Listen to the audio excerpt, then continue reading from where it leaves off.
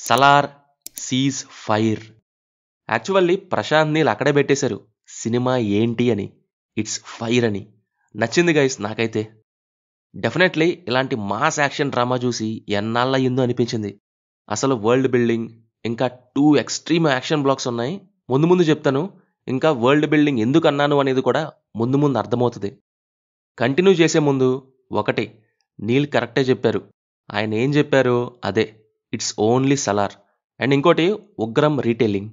ఇది నిన్న మార్నింగ్ వచ్చిన అఫీషియల్ న్యూస్. సో అందరికీ తెలిసే ఉంటుంది అనుకుంటున్నా ఈపాటికే. యాక్చువల్లీ నేను ఈ న్యూస్తో పాటు ఒక ట్వీట్ చూసా. అది ఇది 2014లోది. మీరు కూడా సర్ప్రైజ్ అయ్యారా? 2014లోనే ఉగ్రంని నీల్ రీమేక్ చేయాలి ప్రభాస్తో అనుకున్నట్టు న్యూస్ వచ్చింది. అయితే ఇప్పుడు తీసింది రీటెల్లింగ్. ఎందుకు అలా అన్నానంటే ఇక్కడే ఒక ట్విస్ట్. అదిదా క్లైమాక్స్. లిటరల్లీ నా మైండ్లో ఆల్రెడీ ఉగ్రం చూసేసాం కదా. So Ugram in KGF style ఎక్స్పెక్టెడ్గానే ఉంటుంది అనుకున్న మొత్తం, ఐ మీన్ ఎండింగ్తో సహా తెలిసిందే ఉంటుంది అని. But climax completely unexpected. ఇది మాత్రం ఎవ్వరూ గెస్ చేయలేరు. నాకు తెలిసి లాస్ట్ 1 వీక్ నుంచి మీరు కూడా నాలాగే టికెట్స్ అని, అప్డేట్స్ అని, ఆ అప్డేట్స్ అని ఫోన్కి అతుక్కుపోయి ఉంటారు కదా. ఇది నా బ్యాటరీ యూసేజ్. ఇంకా నా విషయంలో దీనికి తోడు మూవీస్ చూడకపోతే కష్టం. సిచ్యువేషన్ అలాంటిది. అందుకే ఇది అయ్యాక కొద్దిసేపు కళ్ళకి గ్యాప్ ఇచ్చి కళలో ఇష్టమైన ప్రదేశానికి వెళ్ళాలి. అలా వెళ్ళేటప్పుడు ఆ ప్రదేశం గురించి చదివి ఉంటే బాగుంటుంది కదా. అందుకే నాకు తెలిసి ఇలాంటి ఒక ఆప్షన్ ఇచ్చేది ఒకే ఒకటి ఉంది. అదే కూకు ఎఫ్ఎం. అయితే ఈ వీడియో అయిపోయాక నేను ఎన్నోసార్లు విన్న మహాభారతంకి మళ్ళీ వెళ్ళొస్తాను. ఇందులో ఉన్న మహాభారతం ఆడియో బుక్ని వింటూ. ఇదే కళ్ళకి రెస్ట్, చెవులకి గిఫ్ట్ మూమెంట్స్లో బెస్ట్. రానున్న 2024లో మీరు ఏదన్నా యాప్ యూజ్ చేయాల్సింది ఉందంటే అది ఈ కూకు ఎఫ్ఎంఏ. పైగా ఇప్పుడు వీళ్ళు ఆఫర్ కూడా ఇచ్చారు. అది ఎలా అంటే డిస్క్రిప్షన్లో ఉన్న లింక్ క్లిక్ చేసి యాప్ డౌన్లోడ్ చేసి కూపన్ కోడ్ తెలుగు 60 యూజ్ చేయండి. 60% ఆఫ్ అయ్యి జస్ట్ 39 రూపీస్కి మంత్లీ సబ్స్క్రిప్షన్ తీసుకొని మీ లిజనింగ్ జర్నీని పీస్ఫుల్గా స్టార్ట్ చేయండి. ఫస్ట్ ఇక్కడ నేను మాట్లాడాల్సింది ప్రశాంత్ నీల్ గురించి. మీ టేకింగ్ అండ్ ఎగ్జిక్యూషన్ ఉందండి.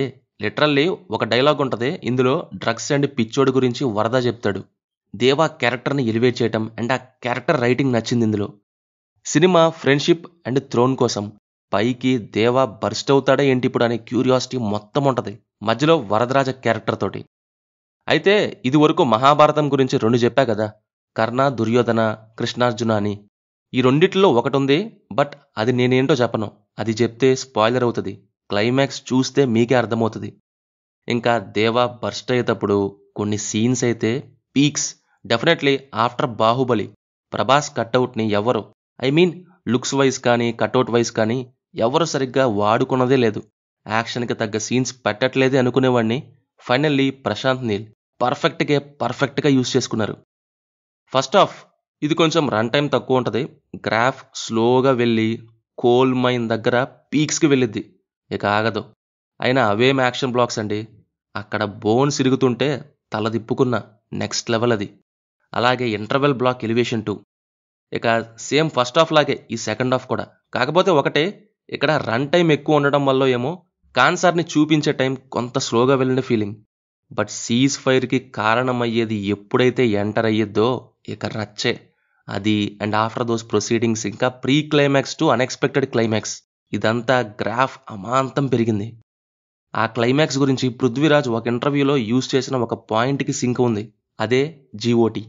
నాకది చూశాక అర్థమైంది ఎందుకని పృథ్వీరాజ్ దాని పేరు చెప్పారా అని. ఆ క్లైమాక్స్ చూశాక నాకు మిడిల్లో స్లోగా ఉన్నట్టు అనిపించింది అన్నా కదా, దానికి ఒక మీనింగ్ అనేది క్రియేట్ అయింది అనిపించింది. మైథలాజికల్ రెఫరెన్సెస్ అండ్ జీఓటీ రెఫరెన్సెస్ని భలేగా వాడారు.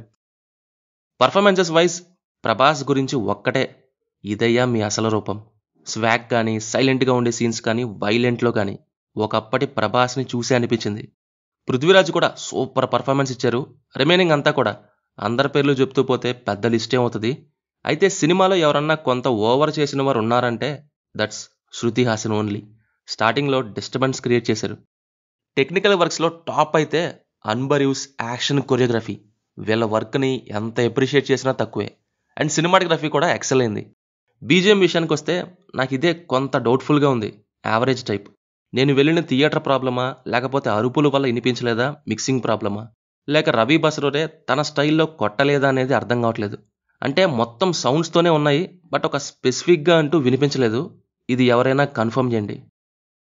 సో ఫైనల్లీ సలారోడి mass fire, eagerly waiting for Shouryanga Parvam. So ఇది మరి సలార్పై మీ అభిప్రాయం ఏంటో కింద కామెంట్స్లో మాతో తప్పకుండా షేర్ చేసుకోండి. రివ్యూ నచ్చితే వీడియో లైక్ చేసి ఛానల్ని సబ్స్క్రైబ్ చేసి బెల్ ఐకాన్ ఆన్ చేసుకోవడం మాత్రం మర్చిపోవద్దు. Will meet in next video. Thank you. జై హింద్.